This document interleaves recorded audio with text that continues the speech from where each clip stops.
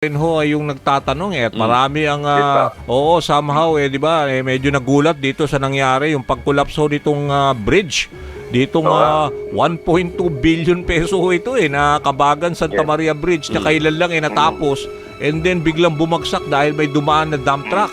So ano ho Yes. ba ang pinaimbestigahan ho ito ng Pangulong Marcos? So ano ho ba ang latest dito, Sec?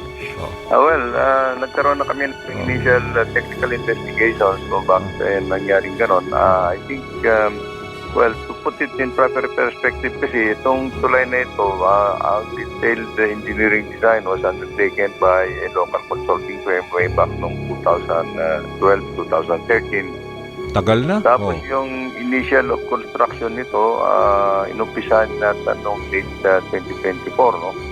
2014. 2014, okay. 2014. So, it went through series of segmental construction kasi year to year naman yung yung allocation noon, budget, no? So, anyway, nagtagal yung construction nila initially sa panang 2018. But in 2018, there has to be retrofitting yung reassessment of the structure. Nagkaroon ng retrofitting works.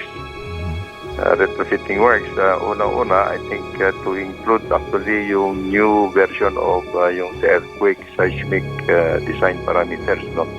And plus additional features dun sa tulay.